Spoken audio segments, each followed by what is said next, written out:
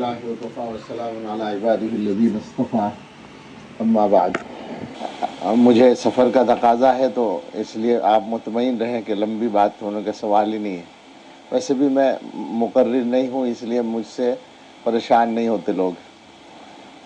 مقرر جو ہوتے ہیں ان کے ہاں لمبا کام ہو جاتا ہے، لیکن جب علماء یا فضلاء مخاطب کرنے کے لیے مل جائیں تو جو بات کہی جائے گی وہ ضروری ہی ہوگی، یہ آپ ذہن میں رکھیں۔ رسم ادا کرنے کے لیے نہیں ہوگی۔ رسم ادا کرنے کے لیے تو الحمدللہ کہیں بھی کوئی بھی بات نہیں کی جاتی، لیکن آپ لوگ چونکہ خلاصہ ہیں اس لیے آپ سے جو بات ہے وہ بہت اہم ہے، کبھی بھی ہو اور کہیں بھی ہو۔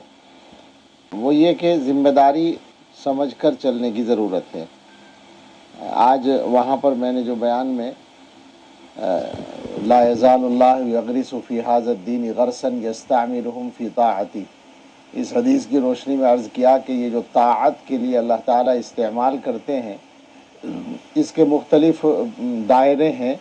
ایک دائرہ دین کے غلبے کو واضح کرنے کا ہے، لیظہرہ علی الدین کلہ۔ ایک دائرہ دین کی اور علوم دین کی حفاظت کا ہے، انا نحن نزلنا الذکر وانا لہ لحافظون۔ ایک دائرہ دفاع کا ہے، یحمل ھذا العلم من کل خلف عدولہ ینفون عنہ تحریف الغالین وانتحال المبتلین وتأویل الجاہلین۔ آپ سب سمجھ گئے میں جو کہنا چاہتا ہوں کہ اللہ تعالیٰ گویا جن لوگوں کو تیار کرتے ہیں ان سے یہ کام لینا اللہ کی مرضی ہے، اللہ کی رضا اس میں ہے کہ وہ یہ کام کریں۔ مجھے علماء سے بات کرتے ہوئے ایک حدیث یاد آتی ہے، کس درجے کی ہے یہ تو ذہن میں نہیں ہے، لیکن حدیث میں یہ لفظ آیا ہے کہ کانت بنو اسرائیل تسوسہم الانبیاء، بنی اسرائیل کی رہنمائی انبیاء کے ہاتھ میں تھی۔ ساسا یسوس سیاستن، تدبیر کرنا، لفظی معنی تو یہ ہے وہی سیاست جس کو ہم اردو میں بھی سیاست کہتے ہیں اور جس کو اردو میں ہم قیادت کہہ سکتے ہیں۔ تو بنی اسرائیل کی قیادت انبیاء کرتے تھے۔ کلما ہلک نبی خلفہ نبی، ایک نبی گئے دوسرے آ گئے۔ وَإِنَّهُ لَا نَبِيَّ بَعْدِي، میرے بعد کوئی نبی نہیں ہے، حضور علیہ الصلوۃ والسلام یہ فرما رہے ہیں۔ اس حدیث کا اگلا مضمون جو ہے اس میں یہ ہے کہ وَسَيَكُونُ خُلَفَاءُ فَيَكْثُرُونَ، خلفاء ہوں گے اور بہت سارے ہوں گے۔ صحابہ نے پوچھا فَمَا تَأْمُرُنَا فِيهَا یا رسول اللہ، کیا حکم ہے؟ فرمایا فو وفا فی فو بیعۃ الاول فالاول واعطوہم حقہم فإن اللہ تعالی سائلہم عما استرعاہم، ان کی جو ذمہ داری اللہ ان سے پوچھے گا، تم اپنے حصے کا کام کرو، بیعت کی وفاداری پوری کرو، عہد پورا کرو۔ یہ مضمون تو دوسری طرف چلا گیا۔ حضور علیہ الصلوۃ والسلام کا منشا یہ تھا کہ انبیاء کی قیادت ختم ہو گئی میرے بعد، اب جانشینوں کی قیادت ہوگی۔ اب وہاں جو خلفاء کا لفظ ہے اس سے نکلے گا ایک دوسرا مضمون۔ ذرا علماء توجہ فرمائیں اگر مجھ سے کوئی غلطی ہو رہی ہو، چونکہ میں نے یہ کچھ پڑھا ہے کچھ سمجھا ہے کہ امت میں حضور علیہ الصلوۃ والسلام کی اطلاع کے مطابق، خبر کے مطابق خلفاء ہوں گے، چنانچہ خلفاء ہوئے۔ شروع میں جو خلفاء ہیں وہ گویا دین اور دنیا دونوں کے رہنما ہیں، خلفاء راشدین رضی اللہ تعالیٰ عنہم، اور ان کے بعد بھی بہت سے خلفاء، لیکن کچھ خلفاء اسی دور کے بعد ابتدائی زمانوں میں اس انداز کے ہو گئے کہ وہ دنیاوی تدبیر کے لیے تو ذمہ دار تھے، دینی امور کے وہ ذمہ دار نہیں رہے۔ تو وہاں جا کر خلافت کے دو حصے ہو گئے، ایک خلافت رہ گئی حکام کے ہاتھ میں اور ایک خلافت آ گئی علماء کے ہاتھ میں۔ یعنی اس کو آپ کہہ سکتے ہیں حضرت معاویہ رضی اللہ عنہ کے بعد ایسا ہو گیا، یا یہ کہ پھر ایک وقفہ گزرنے کے بعد عمر ابن عبدالعزیز کے زمانے میں یکجا ہو گئی، پھر تقسیم ہو گئی۔ لیکن ایک سلسلہ بدل گیا کہ جن کے ہاتھ میں اقتدار تھا وہ گویا تدبیر دنیاوی کے ذمہ دار بن گئے اور باقی امور کی ذمہ داری علماء پہ آ گئی۔ اچھا، یہ مضمون تو اتنا لمبا ہے کہ آپ اس میں مطالعہ کریں۔ میں نے تو چھیڑا ہے ایک بات، ایک سوال آپ کے ذہنوں میں ڈالا ہے تاکہ آپ اس پر پڑھیں، لیکن ہم ادھر آتے ہیں کہ وہ اس زمانے کا جب ہم تصور کر رہے ہیں تو اس میں حکومت اسلامی ہے، حکومت مسلم بھی ہے اور بڑی حد تک اسلامی بھی ہے۔ ظاہر ہے کہ وہ کیسے بھی تھے، مثلا یزید کو آپ کچھ بھی کہہ لیں، امامت یزید ہی کرتا تھا نمازوں کی، حجاج کو آپ کچھ بھی کہیں، نماز حجاج ہی پڑھاتا تھا۔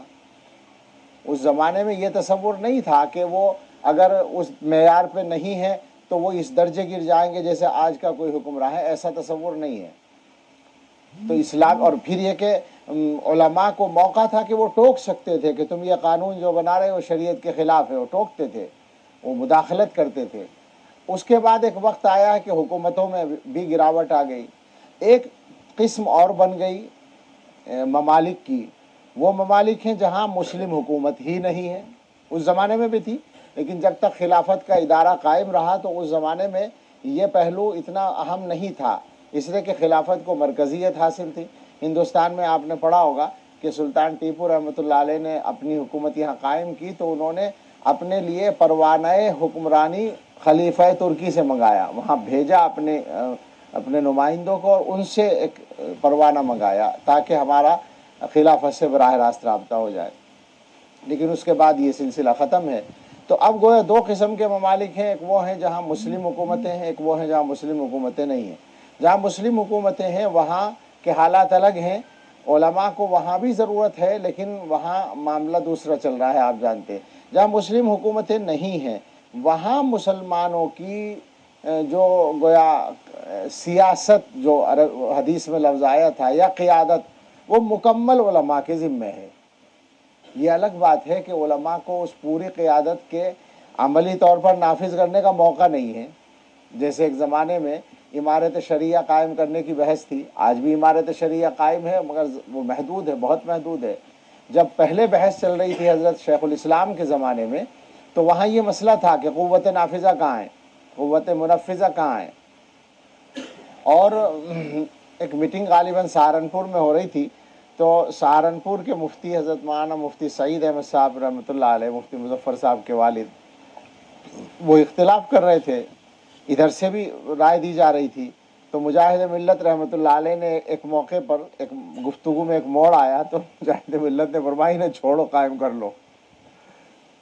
تو حضرت شیخ الاسلام نے فرمایا کہ نہیں، یہ نہیں ہوگا، دلیل کا جواب دو، ان کو مطمئن کرو، ایسے نہیں ہم کریں گے کہ ہمارا ایک مفتی اختلاف کر رہا ہے اور ہم بنا کے بیٹھ جائیں، یہ نہیں ہوگا، دلیل سے جواب دو۔ تو میرے کہنے کا مطلب ہے کہ کوششیں یہ جو ہوتی ہیں اس طرح کی، یا اب بھی جیسے ایک ادارہ ڈھیلا ڈالا قائم ہے امارت شریعہ کے نام سے، جو حضرت مولانا اسد مدنی رحمۃ اللہ علیہ نے قائم کر دیا، تو یہ کیا ہے؟ یہ اسی احساس کا نتیجہ ہے کہ علماء یہ سوچتے ہیں کہ اس امت کی قیادت ہمارے ذمہ ہے۔ اب میں اور اس کو اپنے ماحول کی طرف لاؤں، مضمون کو، تو وہی بات آئے گی کہ دنیا کے معاملات میں ہمارے ہاتھ ہی میں نہیں ہے زیادہ چیزیں، لہٰذا وہ تو ہم نے معاہدے کے تحت حکومت کے حوالے چھوڑ رکھی ہیں، اور اس میں مسائل بھی ہیں اور سب کچھ ہے، وہ معلوم ہے۔ لیکن جو باقی رہ گیا حصہ وہ تو اب بھی ہمارے ہاتھ میں ہے، وہ دینی قیادت ہے، وہ دینی رہنمائی ہے۔ تو وہ یہ کام کرنا جو ہے یہ آپ کی ذمہ داری ہے۔ مدرسے جو ہیں ان کی معنویت یہی ہے، مدرسوں کے وجود کی ضرورت یہی ہے ہمارے پاس کہ اس امت کو دینی رہنمائی کرنے کے لیے افراد ملتے رہیں۔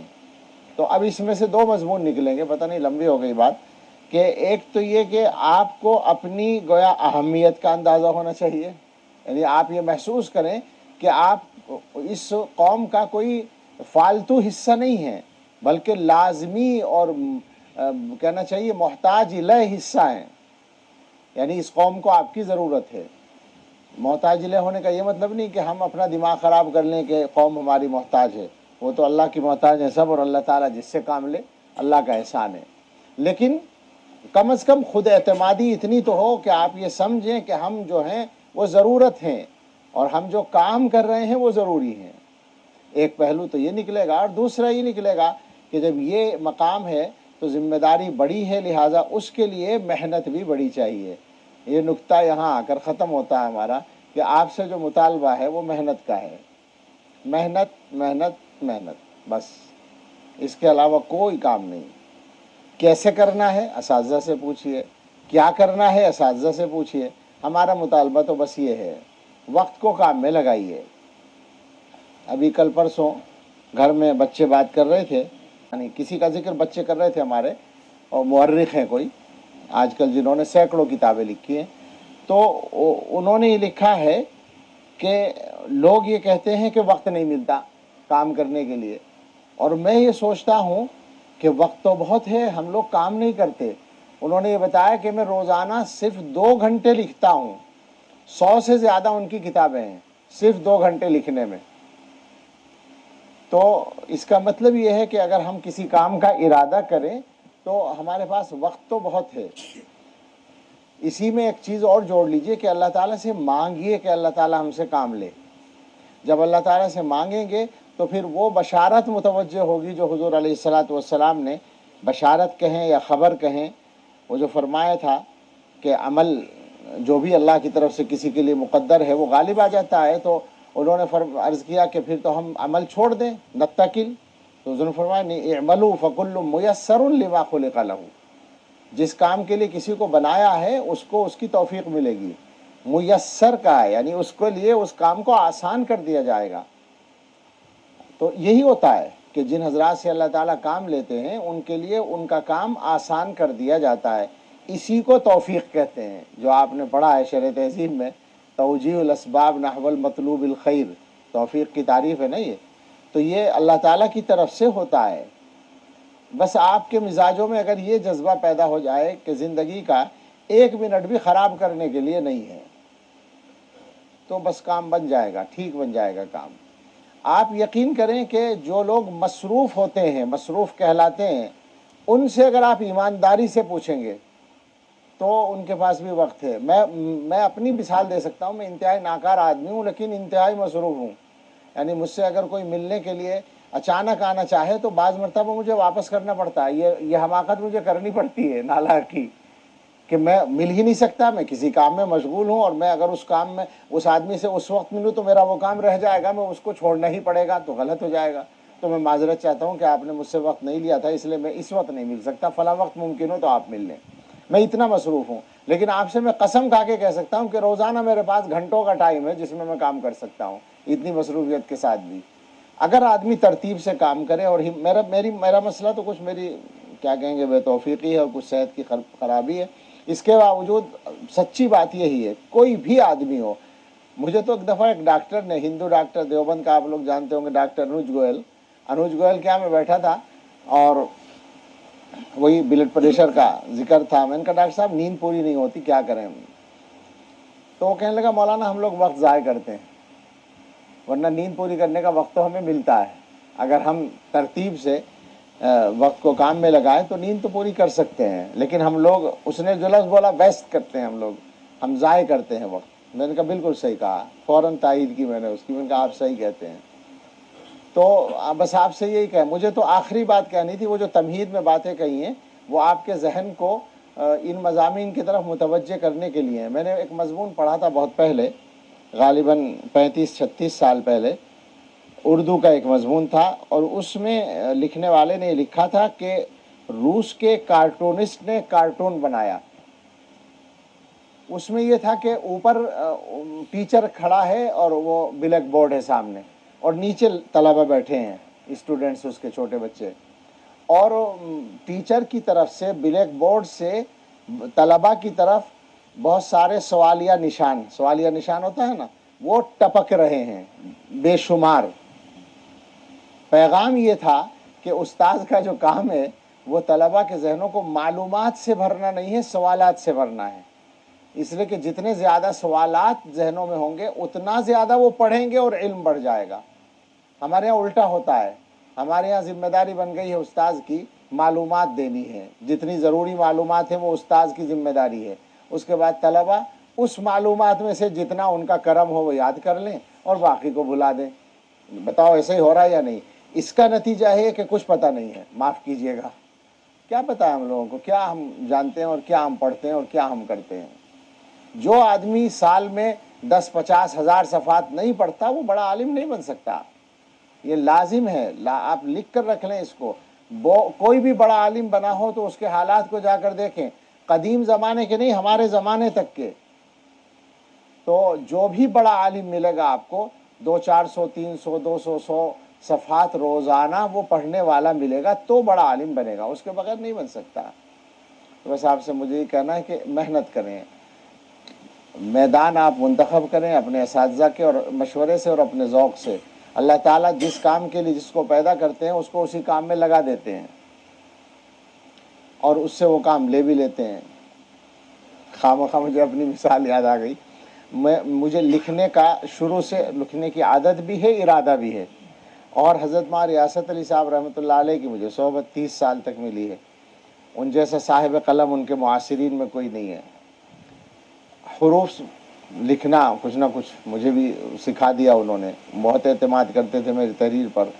ایک زمانہ ایسا ہو گیا تھا کہ کچھ بھی ان کو لکھنا ہوتا تھا تو مجھ سے لکھوا دیتے تھے، اور کہیں کہیں قلم لگاتے تھے، کبھی نہیں لگاتے تھے، لیکن میں آج تک کچھ لکھ نہیں پایا۔ لکھتا ہوں، اب مثلا میں رسالے کا مدیر بھی ہوں، لیکن اس کے باوجود اس معاملے میں بے توفیقی ہے۔ ہوا یہ کہ میں مدرس تو پہلے دن سے ہوں، فراغت کے بعد سے پڑھانے کا کام ہے، تو یہ کام اللہ میاں نے آسان کر رکھا ہے۔ بیچ میں کچھ دنوں کے بعد یہ جلسے بازی شروع ہو گئی۔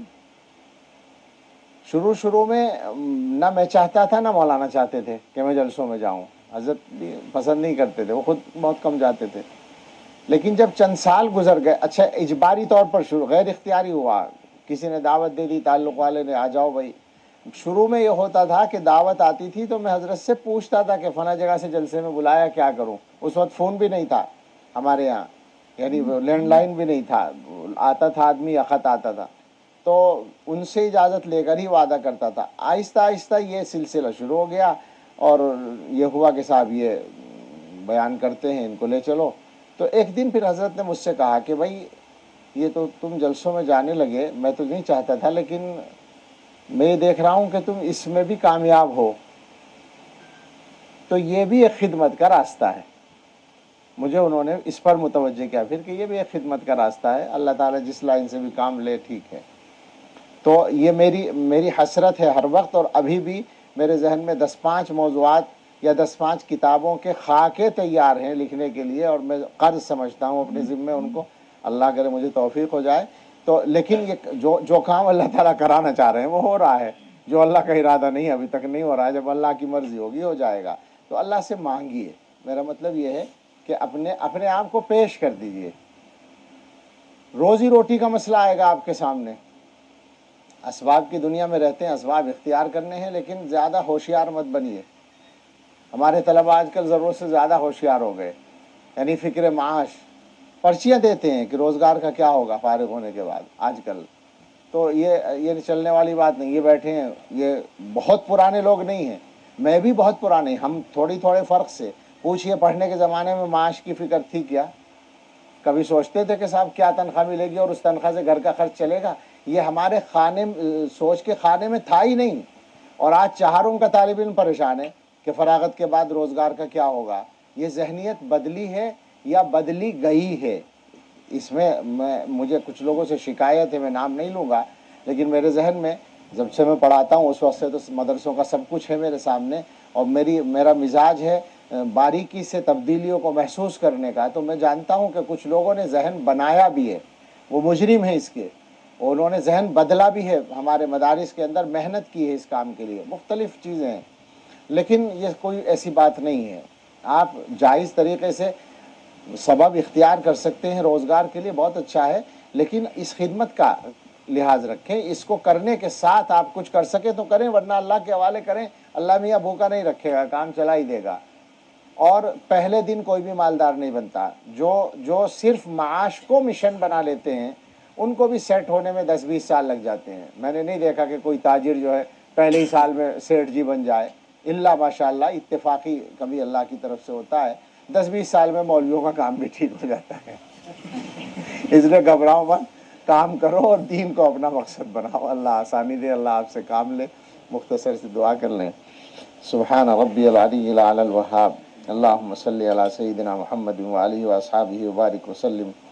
ربنا آتنا فی الدنیا حسنۃ وفی الآخرۃ حسنۃ وقنا عذاب النار۔ اللہ ہمارے گناہ معاف فرمائیے اور ہمیں کسی کام کا بنا دیجئے، اور اپنی طاعت میں ہمیں استعمال فرما لیجئے۔ اللہ ہم سب سے راضی ہو جائیے۔ اللہ ہماری اور ہمارے گھر والوں کی بھی، بچوں کی، رشتہ داروں کی، متعلقین کی ہر شر سے حفاظت فرمائیے اور ہر خیر عطا فرمائیے۔ اللہ ہمارے کام بنا دیجئے، دینی اور دنیاوی تمام ضرورتوں کی تکمیل آسان فرما دیجیے۔ اللہ ہمیں اپنے اچھے بندوں میں شامل فرما لیجیے۔ اللہ اس ادارے کی حفاظت فرمائیے، مفتی صاحب مولانا عبداللہ صاحب مفتی اور جتنے بھی حضرات یہ محنت کر رہے ہیں، اللہ ان کی بھی حفاظت فرمائیے، ان کے کاموں کی بھی حفاظت فرمائیے اور آسانیاں عطا فرمائیے۔ اے اللہ ہم سب کے لیے اور پوری امت کے لیے آنے والے وقت کو گزرے وقت سے اچھا بنا دیجیے اور سب سے بہتر ہمارے آخری وقت کو بنا دیجیے۔ اللہ عفو عافیت عطا فرمائیے، دوام عافیت، تمام عافیت اور شکر علی العافیہ عطا فرمائیے۔ ربنا تقبل منا انک انت السمیع العلیم وتب علینا انک انت التواب الرحیم، وصلی اللہ علی سیدنا محمد۔